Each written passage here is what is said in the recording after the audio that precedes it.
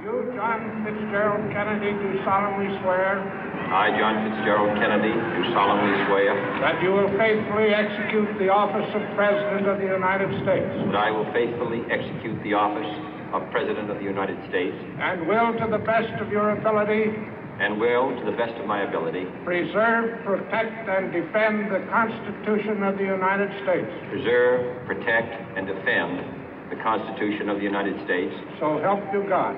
So help me God.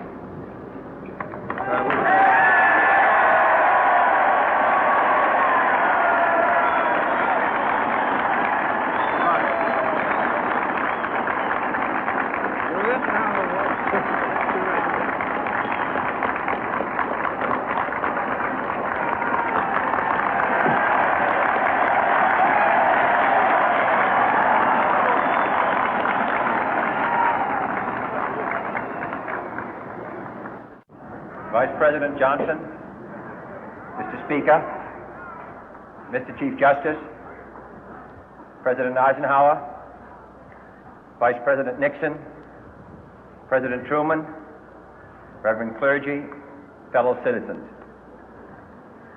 We observe today not a victory of party, but a celebration of freedom, symbolizing an end as well as a beginning, signifying renewal as well as change.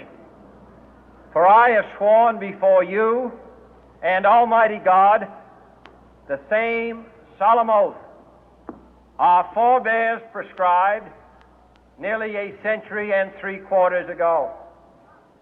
The world is very different now, for man holds in his mortal hands the power to abolish all forms of human poverty and all forms of human life.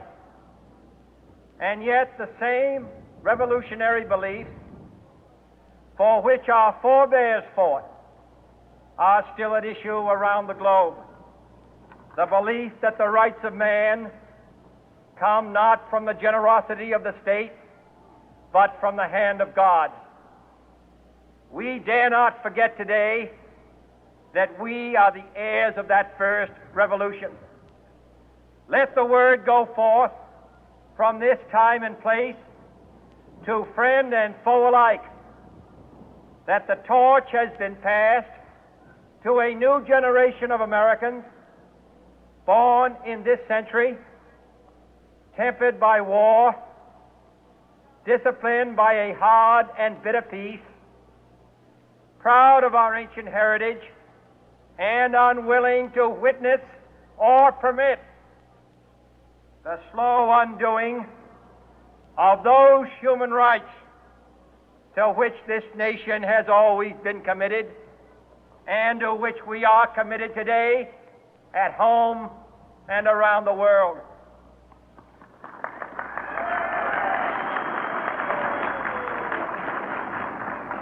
Let every nation know, whether it wishes us well or ill, that we shall pay any price, bear any burden, meet any hardship, support any friend, oppose any foe to assure the survival and the success of liberty.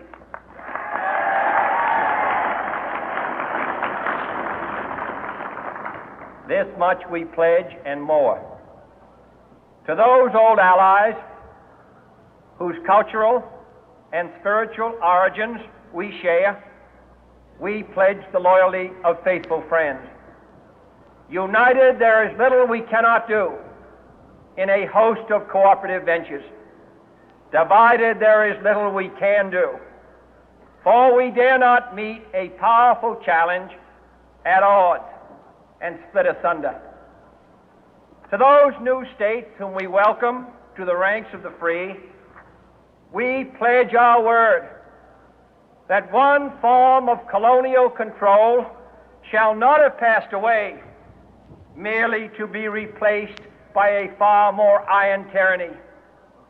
We shall not always expect to find them supporting our view, but we shall always hope to find them strongly supporting their own freedom, and to remember that in the past, those who foolishly sought power by riding the back of the tiger ended up inside.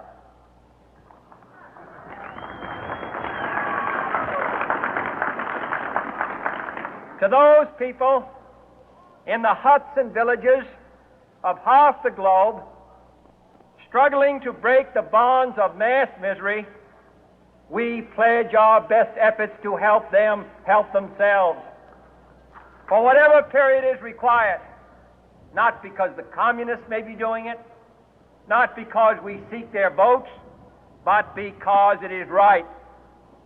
If a free society cannot help the many who are poor, it cannot save the few who are rich.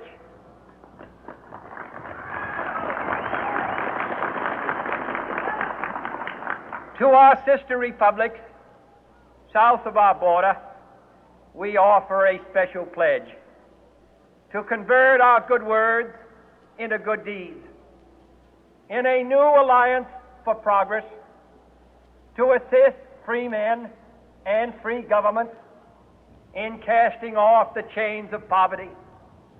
But this peaceful revolution of hope cannot become the prey of hostile powers. Let all our neighbors know that we shall join with them to oppose aggression or subversion anywhere in the Americas. And let every other power know that this hemisphere intends to remain the master of its own house.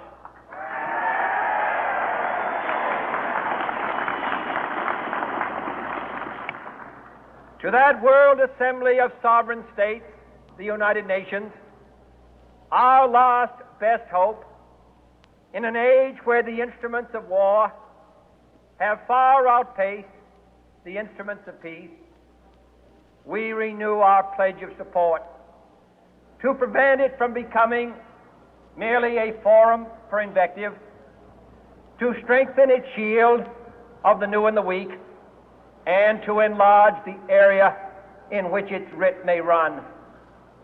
Finally, to those nations who would make themselves our adversary, we offer not a pledge, but a request that both sides begin anew the quest for peace.